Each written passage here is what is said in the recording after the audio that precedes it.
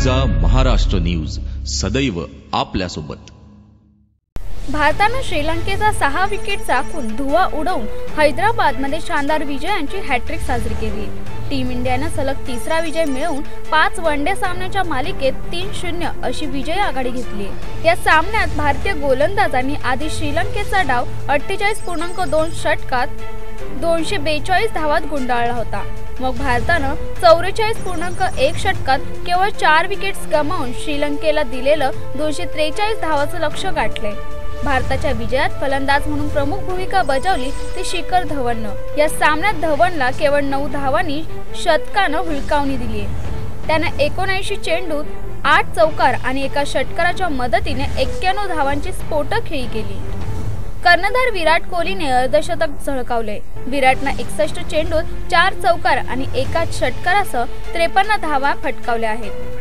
शिवसेनेनं पंतप्रधान नरेंद्र मोदींनी दिलेलं निमंत्रण नाकारणं दुर्दैवी आहे।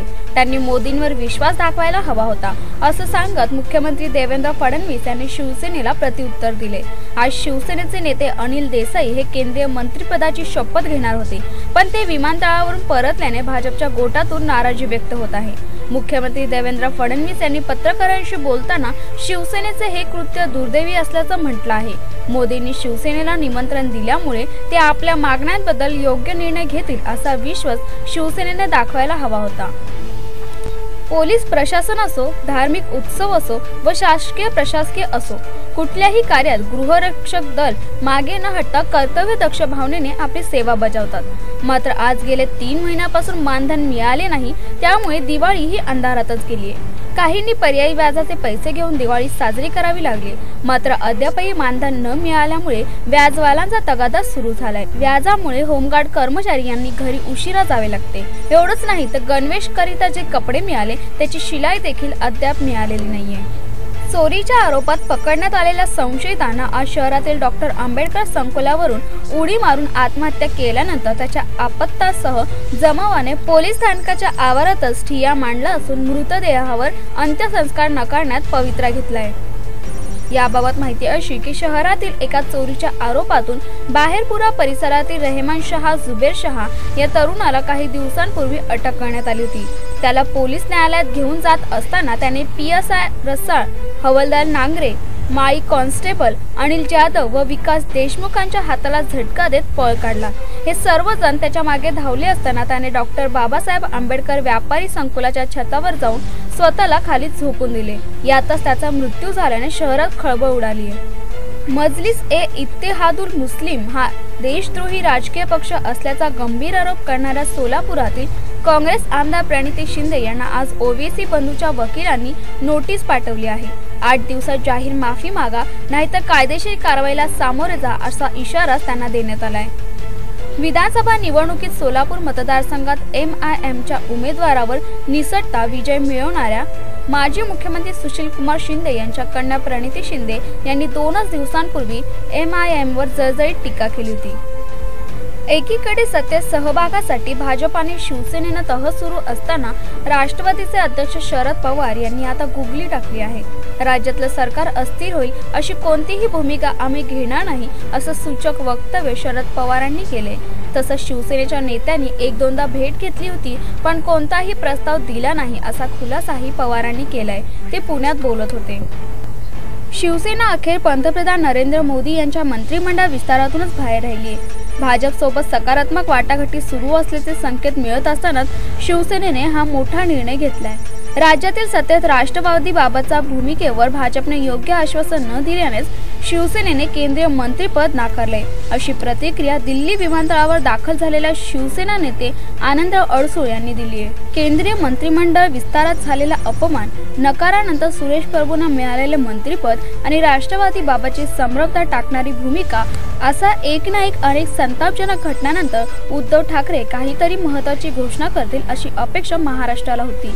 पण एवढं झाल्यानंतरही उद्धव ठाकरेंनी जर समीकरण सादर करीत शिवसेना अद्यापही तळ्यात मळत असल्याचं स्पष्ट केले। खरं तर सेना भवनातील बैठकीत अनेक आमदारांनी विरोधी बाकांवर बसण्याची इच्छा व्यक्त केली आहे आणि तशा बातम्याही माध्यमांपर्यंत पोहोचल्या।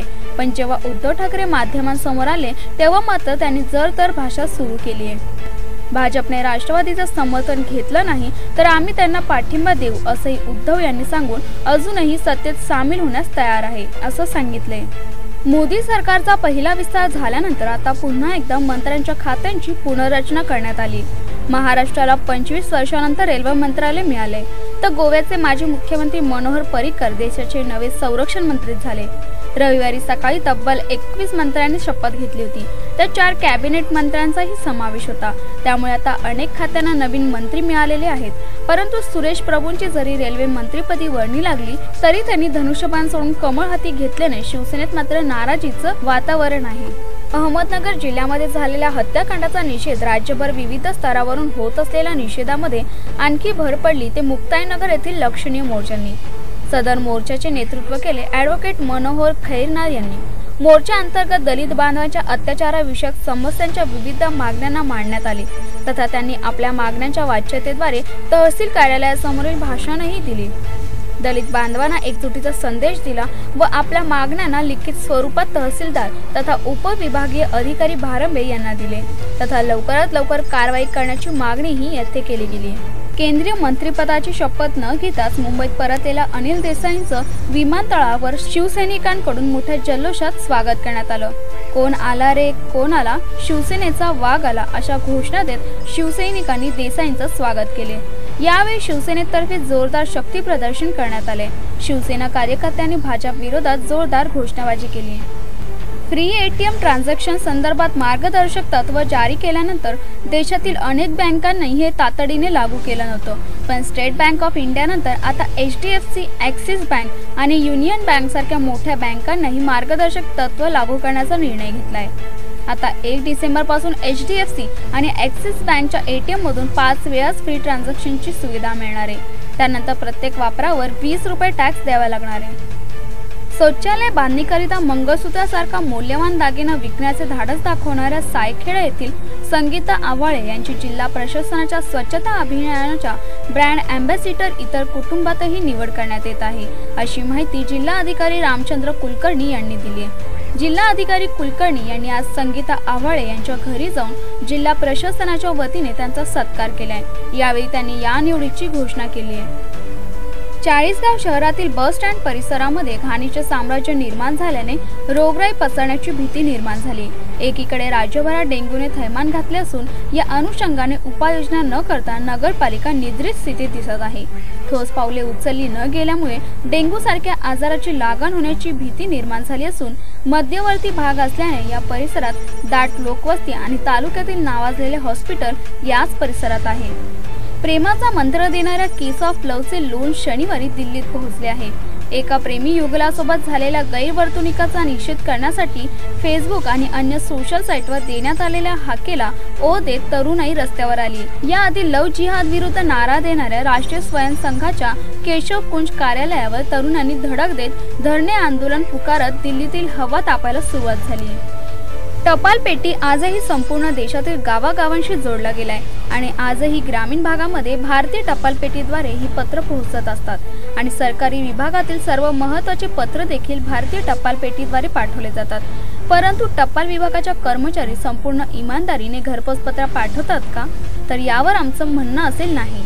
आपण बोलत आहे महाराष्ट्र नवी मुंबई वाशी येथे पोस्टमॅनने भारतीय टपाल विभागाचे पत्र सरळ रद्दीच्या दुकानात विकायच्या कामाला लागले असताना त्यांना पोलिसांनी रंगेहात पकडून अटक केली आहे। अटक केलेल्या आरोपीचं नाव अजय प्रसाद अडसूळ आहे आणि ललित अंबाजी पटेल ज्यांच्याजवळ 3000 पेक्षाही जास्त पत्र जप्त करण्यात आले। पश्चिम रेल्वेच्या बहुतांश प्रवाशांना दिलासा देण्याची क्षमता असलेले चर्चगेट विरार उन्नत रेल्वे मार्ग प्रकल्प राज्य सरकारच्या महत्त्वाकांक्षी मुंबई मेट्रोमुळे खोळंबलाय। हे दोन्ही प्रकल्प सारख्याच मार्गावर असल्याने राज्य सरकारकडून उन्नत रेल्वे मार्गाच्या प्रकल्पासाठी वाढीव चटक क्षेत्र निर्देशांक मिळण्याच्या अडचण येत आहे। मात्र मेट्रो 3 केवळ सिप्स पर्यंत जाणार असल्याने बोरिवली विरार पर्यंतच्या प्रवाशांना त्याचा फायदा होणार नाही, त्यामुळे या प्रवाशांचे हाल सुरूच राहणार आहे। शिवसेना सरकारच्या विरोधात बसणार की नाही हे अजूनही स्पष्ट झालेलं नाही। मात्र त्याआधीच विधिमंडळातील अधिवेशनाच्या पहिल्याच दिवशी काँग्रेसनेही विरोधी पक्षनेते पदावर आपला दावा सांगितलाय। यासाठी काँग्रेसने विरोधी पक्षनेते पदासाठी पत्र सादर केले। शिवसेना नंतरचा सर्वात मोठा पक्ष म्हणून काँग्रेसचा नंबर आहे। त्यामुळे शिवसेना सत्तेत जाते की विरोधात बसते यावर काँग्रेसचा विरोधी पक्ष नेतेपद ठरणार आहे। दरम्यान काँग्रेसच्या गटनेतेपदी माजी कृषी मंत्री राधाकृष्ण विखे पाटलांची वर्णी लागली। काही दिवसांपूर्वीच दिल्लीत झालेल्या बैठकीत गटनेता निवडीचे सर्व अधिकार सोनिया गांधी यांना देण्यात आले होते। त्यानंतर आज विखे पाटील यांचे नाव जाहीर करण्यात आले। मराठी शाळांमध्ये उर्दू शिकवण्याच्या महसूल मंत्री एकनाथ खडसेंच्या निर्णयाला शिवसेना नेते दिवाकर रावते यांनी खरपूस समाचार घेतलाय। कोणीही मागणी न करता खडसेंनी उर्दू शिकवणाऱ्या शिक्षकांची भरती करण्याचा निर्णय घेतल्याचा आरोप करत त्यांना हिरव्या रंगाची टोपी भेट म्हणून आणली आहे। विधिमंडळाच्या विशेष अधिवेशनाला आजपासून सुरुवात झाली। यावेळी विधिमंडळाच्या आवारात आल्यावर दिवाकर रावते यांनी खडसेंना हिरवी टोपी म्हणून देणार असल्याचं सांगितलं आणि त्यांच्या निर्णयाचा निषेध केलाय। भाजप नेते आणि महसूल मंत्री एकनाथ खडसे यांनी सत्ता स्थापनेबाबत मोठं विधान केले। आम्ही पाठिंबा न मागता राष्ट्रवादीने तो दिला आहे, त्यामुळे समोरून न मागता कोणी पाठिंबा देत असेल तर आम्ही तो घेऊ असं विधान एकनाथ खडसे यांनी केले। खडसे काल औरंगाबादमध्ये बोलत होते। राष्ट्रवादीचा पाठिंबा आम्ही मागितला नाही किंवा त्यांच्याशी बातचीतही केली नाही। राज्यात स्थिर सरकार स्थापन व्हावं यासाठी राष्ट्रवादी स्वतःहून पाठिंबा जाहीर केला। जर कोणी पाठिंबा देत असेल तर आम्ही तो जरूर घेऊ असं खडसे यांनी म्हटलंय। आज शिवसेनेच्या पदाधिकाऱ्यांची बैठक होणार आहे। या बैठकीत सत्ता सहभागावर चर्चा केली जाऊ शकते। तसेच आगामी महानगरपालिका निवडणुकांबाबतीत ही चर्चा होऊ शकते। तर वाढत्या डेंग्यूच्या प्रादुर्भावासंदर्भातील देखील उद्धव ठाकरे सर्व नगरसेवक व पदाधिकाऱ्यांना मार्गदर्शन करणार असल्याचं कळतंय। शिवसेनेने पंतप्रधान नरेंद्र मोदींनी दिलेलं निमंत्रण नाकारणं दुर्दैवी आहे। त्यांनी मोदींवर विश्वास दाखवायला हवा होता असं सांगत मुख्यमंत्री देवेंद्र फडणवीस यांनी शिवसेनेला प्रत्युत्तर दिले। आज शिवसेनेचे नेते अनिल देसाई हे केंद्रीय मंत्रिपदाची शपथ घेणार होते।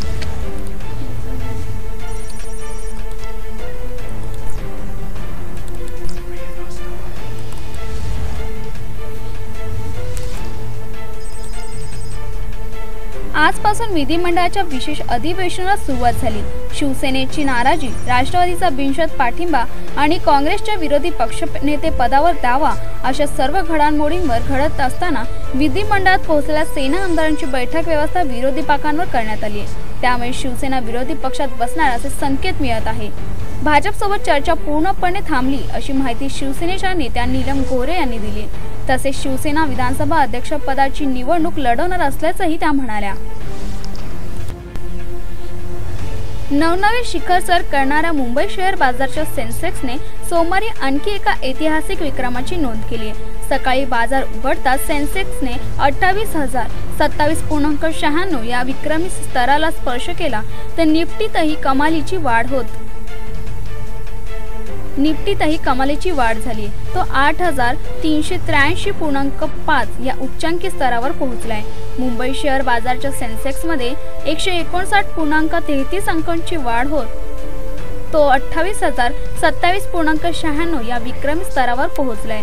तर निफ्टीत 46.5 अंकांनी वाढ होत तो सर्वाधिक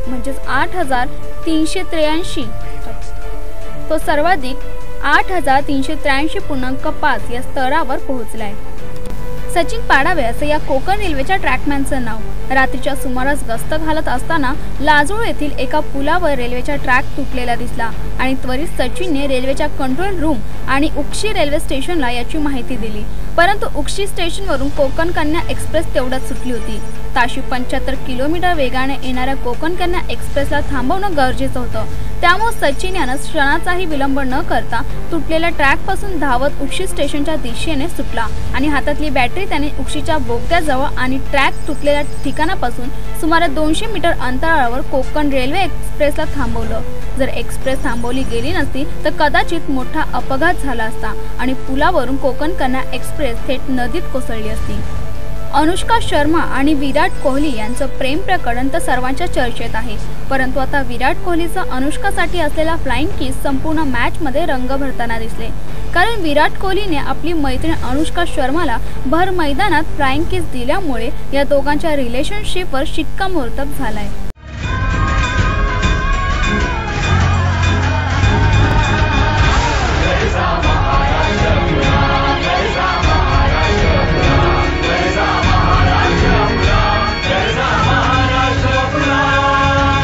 गर्जा महाराष्ट्र न्यूज, सदैव आपल्यासोबत.